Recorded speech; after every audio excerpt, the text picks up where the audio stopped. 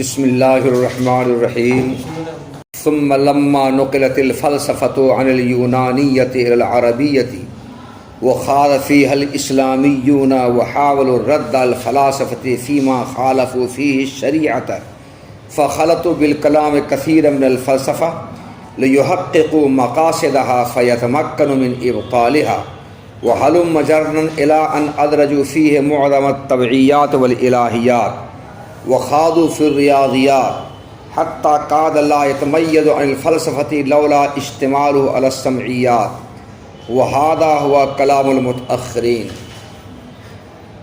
بچوں، اتنی سی عبارت میں شارح تفتازانی رحمۃ اللہ علیہ نے علم کلام میں فلسفہ کی آمیزش کی وجہ بیان کی ہے۔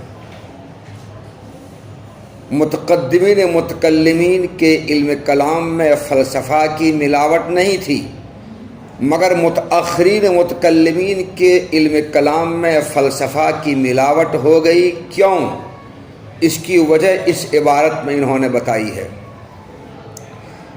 شارح تفتازانی رحمۃ اللہ علیہ فرماتے ہیں کہ فلاسفہ یونان کی کتابوں کا عربی میں ترجمہ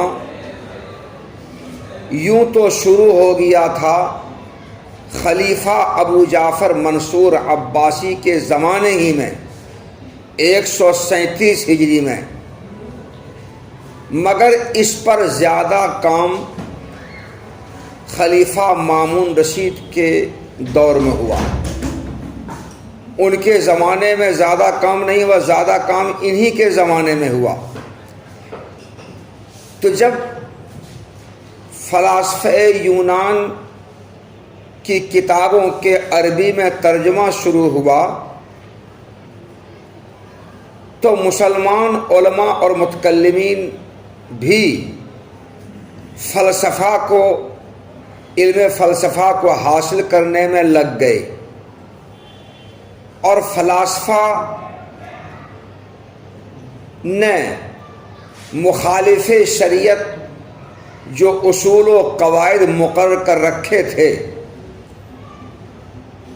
اسلام کے اور اسلامی شریعت کے اور اسلامی عقائد کے، مخالف فلاسفہ نے جو فلسفہ کے اصول و قواعد بنا کر رکھے تھے،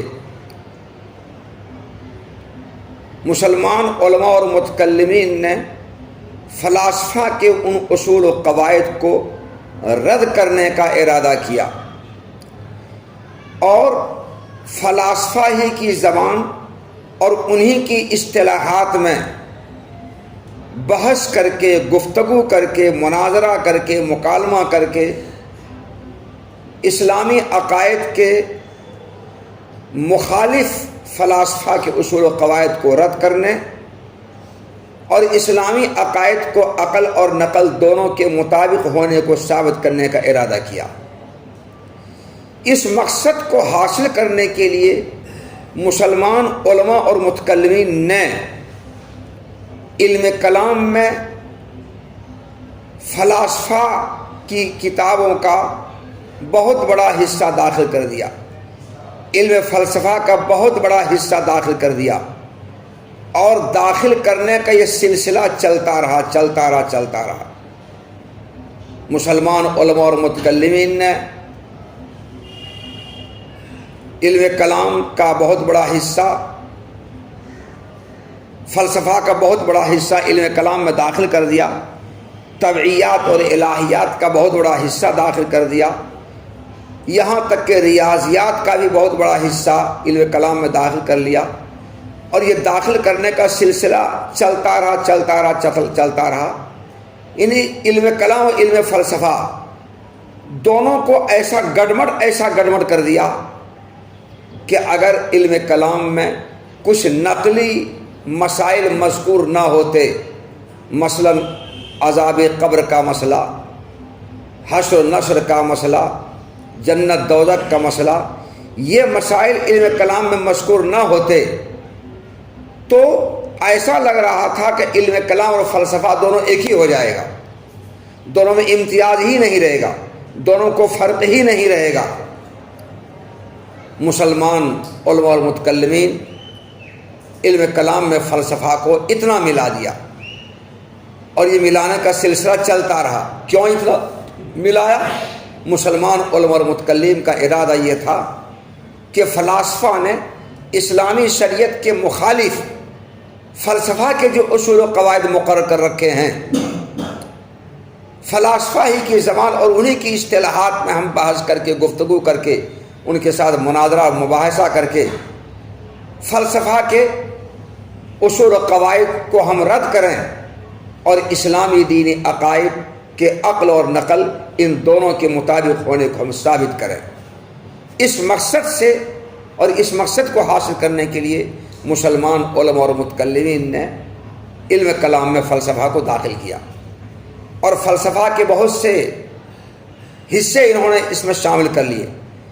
اتنا شامل کر لیا کہ اگر علم کلام میں کچھ نقلی مسائل اور سمعی مسائل مذکور نہ ہوتے، مثلا عذاب قبر کا تذکرہ علم کلام میں نہ ہوتا، حشر نشر کا مسئلہ مذکور نہ ہوتا، جنت دوزخ کا تذکرہ نہ ہوتا، تو علم کلام اور علم فلسفہ دونوں میں امتیاز باقی نہیں رہتا۔ وہ تو غنیمت جانیے کہ علم کلام میں یہ سب دینی موضوعات جو خالص سمعی اور نقلی ہیں تھے، اس وجہ سے علم کلام اور علم فلسفہ میں امتیاز باقی رہا، ورنہ کوئی فرق باقی نہیں رہتا۔ تو علم کلام میں فلسفہ کو ملانے کی یہ وجہ تھی۔ کیا وجہ تھی؟ وجہ یہ تھی کہ جب فلاسفہ نے اسلامی شریعت اور اسلامی عقائد کے خلاف فلسفہ کے اصول و قواعد مقرر کیے جو اسلامی شریعت سے متصادم تھے، اسلامی دینی عقائد سے ٹکرا رہے تھے، تو فلاسفہ ہی کی زبان میں اور انہی کی اصطلاحات میں بحث کر کے، گفتگو کر کے، مناظرہ کر کے، مکالمہ کر کے مسلمان علماء متکلمین نے یہ چاہا کہ ہم فلاسفہ کے وضع کردہ اصول و قواعد کو ہم رد کریں اور اسلامی دینی عقائد کا عقل اور نقل کے مطابق ہونے کو ثابت کریں۔ اس مقصد کے لیے انہوں نے علم کلام و فلسفہ کو ملایا۔ اس طرح متأخر متکلمین کا جو علم کلام تھا اس میں فلسفہ کی آمیزش ہو گئی، فلسفہ کی ملاوٹ ہو گئی، مگر متقدمین متکلمین کا جو علم کلام تھا اس میں فلسفہ کی ملاوٹ، فلسفہ کی آمیزش نہیں تھی، وہاں خالص نقلی تھا، وہاں ملاوٹ بالکل نہیں تھی۔ مگر متأخر متکلمین کے علم کلام میں فلسفہ کافی رل مل گیا۔ تو علم کلام میں علم فلسفہ کے ملانے کی یہ وجہ تھی جو میں نے بیان کیا آپ کے سامنے۔ کتاب دیکھیے۔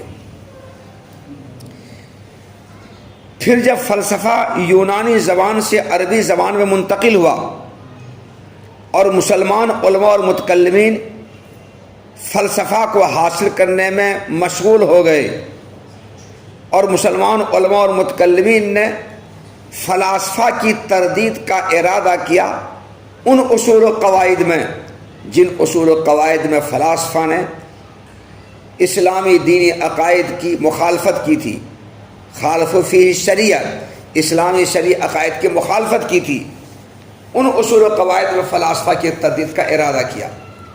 تو مسلمان علماء متکلمین نے علم کلام کے ساتھ بہت زیادہ فلسفہ ملا دیا تاکہ تاکہ فلسفہ کے مسائل کو یہ ثابت کریں، پھر فلسفہ کے عقائد کو اور مسائل کو خود یہ باطل کرنے پر قادر ہو جائیں۔ کیوں ملایا؟ مسلمان علماء متکلمین نے علم کلام فلسفہ کیوں ملایا؟ تاکہ فلسفہ کے مسائل کو ثابت کر کے اس کو باطل کرنے پر قادر ہو جائیں۔ ان کو باطل کرنے پر، فلسفہ کے مسائل، فلسفہ کے اصول و ضوابط اور احکام کو ثابت کر کے ان کو باطل کرنے پر قادر ہو جائیں۔ اور یہ علم کلام میں فلسفہ کو ملانے کا سلسلہ چلتا رہا۔ علوم مجرد ترجمہ، علم کلام میں فلسفہ کو ملانے کا سلسلہ چلتا رہا، یہاں تک کہ مسلمان علماء اور متکلمین نے علم کلام میں طبعیات اور الہیات کا بڑا حصہ داخل کر دیا، اور مسلمان علماء اور متکلمین ریاضیات میں بھی گھس پڑے، انہیں ریاضیات کا بھی بڑا حصہ اس میں شامل کر لیا، یہاں تک کہ قریب تھا کہ علم کلام فلسفہ سے ممتاز نہیں رہ پاتا اگر علم کلام خالص سمعی اور نقلی مسائل پر مشتمل نہ ہوتے. اگر علم کلام خالص سمعی اور نقلی مسائل پر مشتمل نہ ہوتے تو علم کلام فلسفہ سے قریب تھا کہ ممتاز نہیں رہ پاتا. اتنا رل مل گیا، گل مل گیا. تو علم کلام میں فلسفہ کو ملانے کی یہ وجہ تھی. ہادہ ہوا کلام المتاخرین، یہی متأخر متکلمین کا علم کلام ہے. کون؟ جس علم کلام میں فلسفہ کی ملاوٹ کافی ہو گئی، بہت ملا دیا گیا، بہت ملا دیا گیا، اتنا ملا دیا گیا کہ لگتا تھا کہ دونوں ایک ہی علم ہے.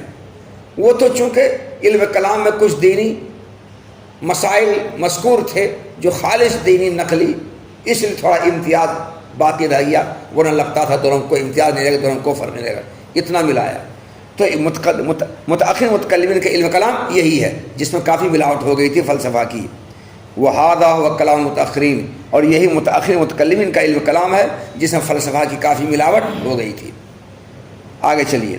وَبِالْجُمْلَةِ هُوَ أَشْرَفُ الْعُلُومِ لِكَوْنِهِ أَسَاسَ الْأَحْكَامِ الشَّرْعِيَّةِ وَرَئِيسَ الْعُلُومِ الدِّينِيَّةِ وَكَوْنِ مَعْلُومَاتِهِ الْعَقَائِدَ الْإِسْلَامِيَّةِ وَغَايَتِهِ الْفَوْزُ بِالسَّعَادَةِ الدِّينِيَّةِ وَالدُّنْيَوِيَّةِ وَبَرَاهِينُهُ الْحُجَّةُ الْقَطْعِيَّةُ الْمُؤَيِّدَةُ أَكْثَرُهَا بِالْأَدِلَّةِ السَّمْعِيَّةِ.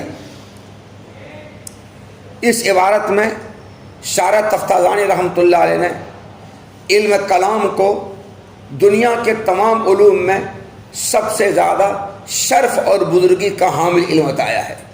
سب سے زیادہ اشرف، افضل، بہتر، بڑھیا، ایک نمبر علم کون ہے؟ علم کلام ہے. تو علم کلام کو دنیا کے تمام علوم میں سب سے افضل اور بہتر اور اشرف بتایا ہے. تو تمام علوم میں سب سے اشرف اور افضل اور بہتر علم ہونے کی وجہ کیا ہے، اس وجہ کو یہاں پر بیان کیا ہے. تو 5 وجہیں بتائی ہیں. کئی وجہ ہیں؟ 5 وجہیں بتائی ہیں. پہلی وجہ یہ ہے کہ چونکہ علم کلام احکام شرعیہ عملیہ کی جڑ اور بنیاد ہے. احکام شرعیہ عملیہ کی جڑ اور بنیاد ہے.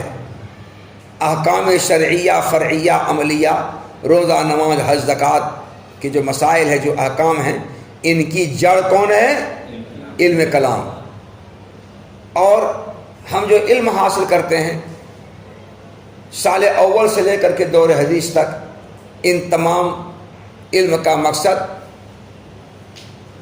روزہ، نماز، حج، زکوٰۃ کا علم حاصل کر کے اس پر عمل کرنا ہے. اس پر تو ان احکام شرعیہ فرعیہ عملیہ پر عمل کرنے کا ملکہ اور مہارت اور جذبہ پیدا کرنا اپنے اندر، یہی ہے اس علم کے حاصل کرنے کا مقصد ان تمام علوم کے.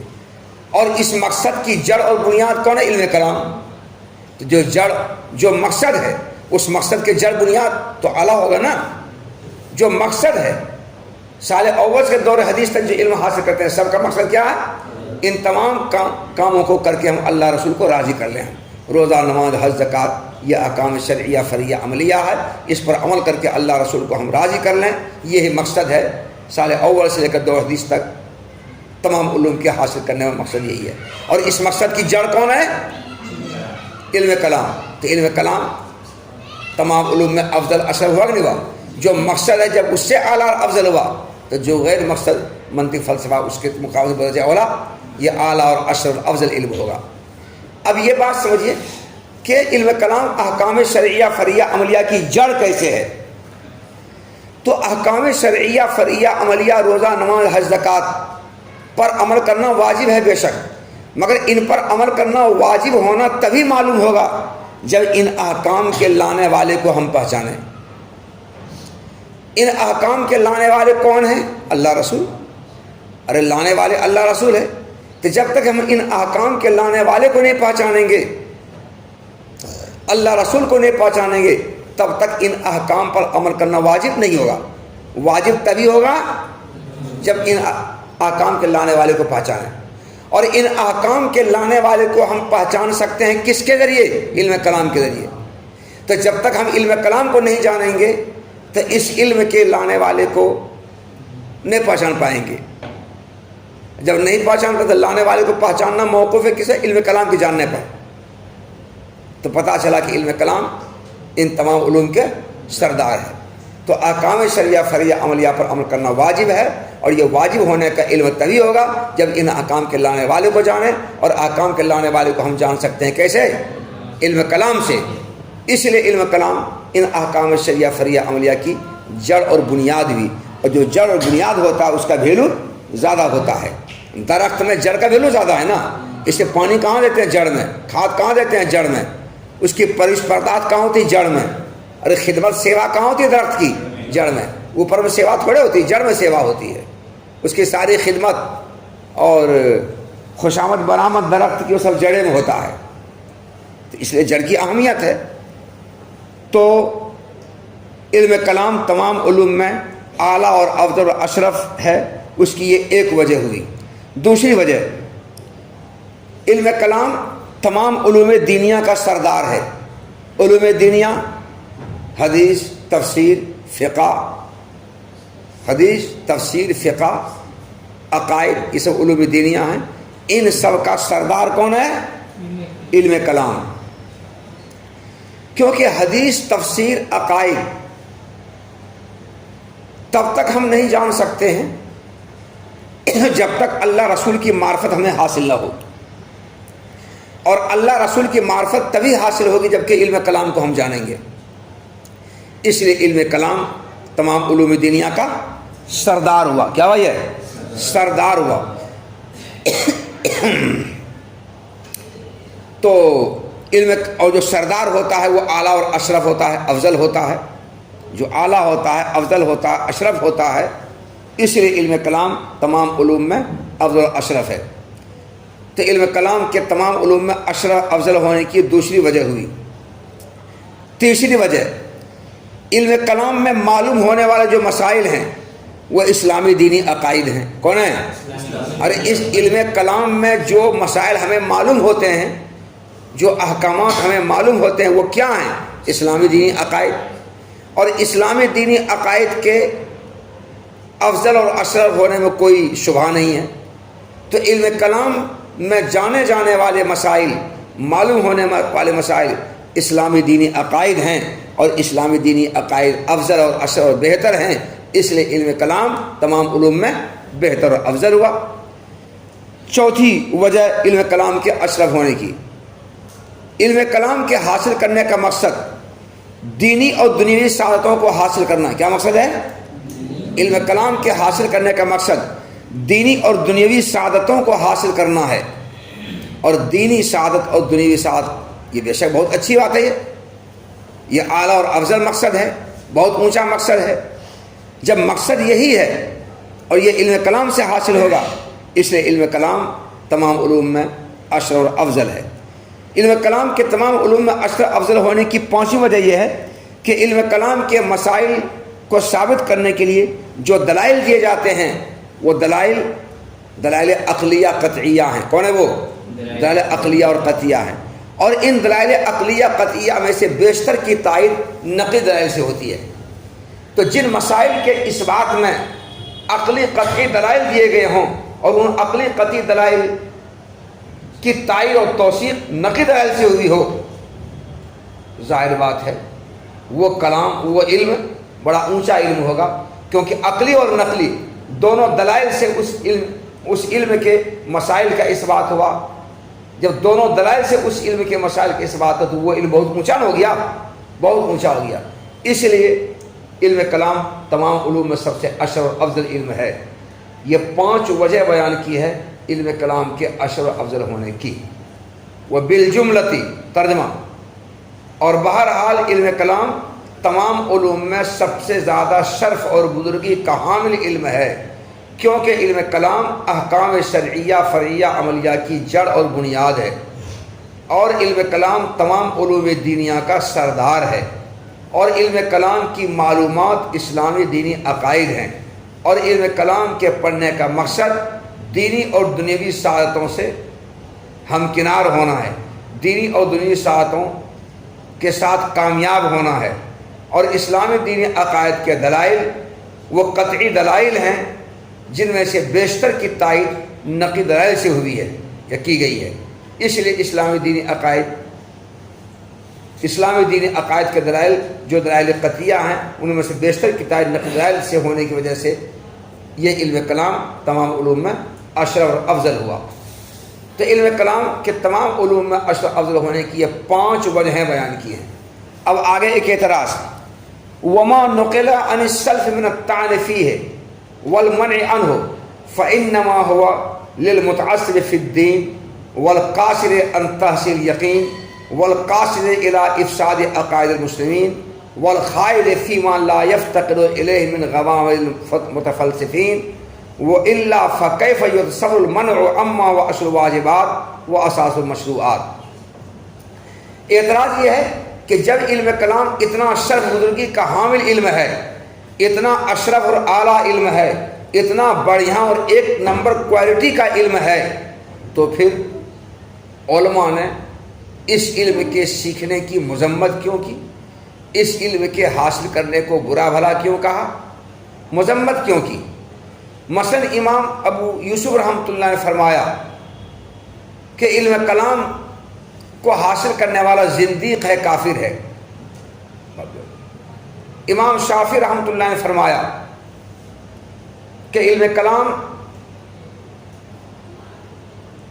میں مشغول ہونے والے کی سزا یہ ہے کہ ان کی پہلے بھرپور پیٹائی کی جائے، ہم لوگوں کی بھی، دوسرے لوگوں کی بھرپور پیٹائی کی جائے، اور سر کو منڈوا کر کے اونٹ پر بٹھا کر کے پورے شہر میں ان کو گھمایا جائے،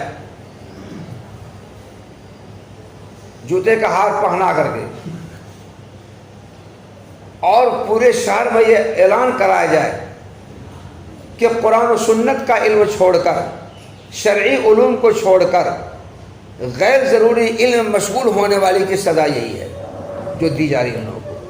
اس لیے ہم سب لوگ مل کر کے امام شافعی رحمۃ اللہ علیہ کے کہنے مطابق اس سزا کے مستحق ہیں۔ بعض لوگوں نے یہ کہا کہ اگر کوئی آدمی یہ وصیت کرے کہ میرے مرنے کے بعد میرا مال کا ایک تہائی حصہ علماء اسلام کو دے دینا، تو علماء کلام یعنی علم کلام کو حاصل کرنے والے، علم کلام مشغول رہنے والے اس وصیت میں شامل نہیں ہوں گے۔ گویا علم کلام کو اسلام سے کوئی تعلق تب نہ ہوا، علماء اسلام کو دے دینا تو علماء کلام کو نہیں ملے گا، اس میں علماء کلام علماء اسلام نہیں ہے، کہ علم کلام کو اسلام سے کوئی تعلق نہیں، اس کا مطلب کوئی جوڑ نہیں ہے۔ تو اس طرح کی گفتگو سے پتہ چلتا ہے کہ علماء نے اس علم کلام کو سیکھنے سے منع کیا ہے، روکا ہے، اس کی مذمت کی ہے۔ تو اگر علم کلام اتنا ہی اونچا ہے، اشرف اور افضل ہے، تو امام ابو یوسف، امام شافعی اور دیگر علماء کے قول سے معلوم ہوتا ہے کہ علم کلام کو سیکھنے سے منع کیا ہے، روکا ہے، مذمت اس کی ہے۔ تو اگر یہ علم اتنا ہی اونچا ہے، اچھا ہے، تو پھر علم کلام کی شرک کی مذمت کیوں اور ممانعت کیوں، روک کیوں؟ یہ سوال ہوا۔ یہ اس سوال کا جواب دے رہے ہیں کہ علم کلام کو سیکھنے اور سکھانے سے جو روکا گیا ہے، یہ ممانعت ہے، یہ مذمت ہے۔ یہ مذمت اور ممانعت اور روک 4 آدمیوں کے لیے ہے، سب کے لیے نہیں ہے۔ کون 4 آدمی؟ نمبر 1، جو آدمی دین میں اتنا بڑا متعصب ہے، اتنا تعصب پرست ہے، اتنا جانبدار طرفدار ہے کہ حق واضح ہونے کے باوجود حق کو قبول کرنے تیار نہیں ہے، اتنا متعصب ہے۔ جو دین میں اتنا متعصب ہو کہ حق واضح ہونے کے باوجود، صحیح کیا ہے واضح ہونے کے باوجود اس صحیح بات کو قبول کرنے تیار نہ ہو، جی صحیح بات کو قبول تیار نہ ہو، ایسے آدمی کے لیے علم کلام کو حاصل کرنے کی ممانعت ہے، مذمت ہے، روک ہے، سب کے لیے نہیں۔ نمبر دوسرا وہ آدمی جو مسائل کی تہ تک پہنچنے سے قاصر رہ جانے والا ہے، مسائل کی، اسلامی دینی عقائد کی مسائل کے تہ تک پہنچنے سے قاصر رہ کر، عاجز رہ کر شکوک و شبہات مبتلا ہو جاتا ہے، اور شکوک و شبہات مبتلا ہونے سے یقین کو حاصل کرنے سے عاجز رہ جاتا ہے۔ تو جو آدمی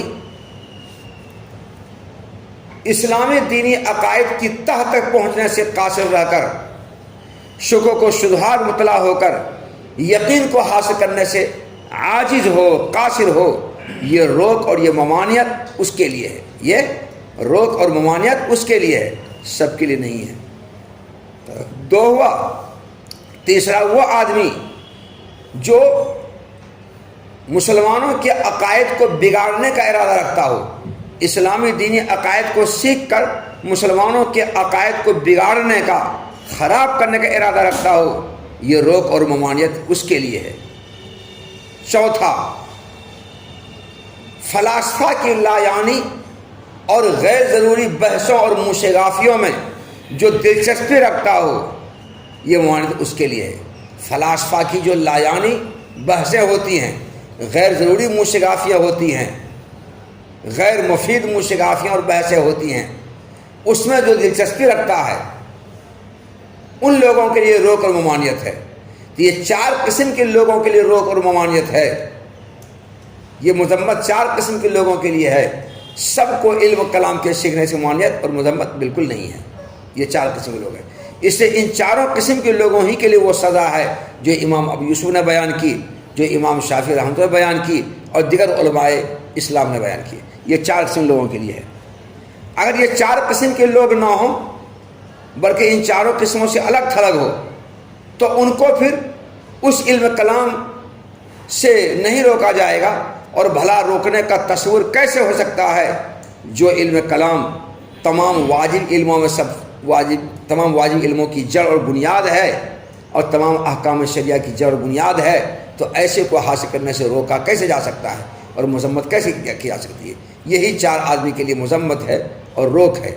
دو کتاب وما نقل عن السلف من الطعن فیہ والمنع عنہ، اور علم کلام کے سلسلے میں سلف سے جو طعن و تشنیع منقول ہے اور اس کے سیکھنے سے جو ممانعت منقول ہے، تو وہ تو صرف دین میں تعصب برتنے والے کے لیے ہے، اور یقین کو حاصل کرنے سے عاجز رہ جانے والے کے لیے ہے، اور مسلمانوں کے عقائد کو بگاڑنے کا ارادہ رکھنے والے کے لیے ہے، اور فلاسفہ کی موشگافیوں سے دلچسپی رکھنے والوں کے لیے ہے، جن موشگافیوں کی کوئی ضرورت نہیں ہے۔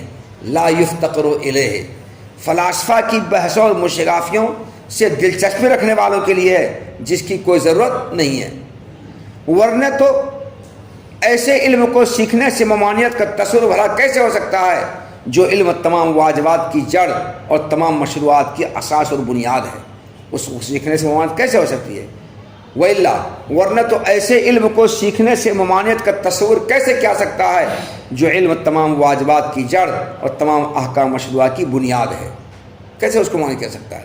مگر ممانعت ان تین چار آدمی کے لیے ہے۔ بس بچوں، یہیں تک، اگلا سبق کل سے ہوگا۔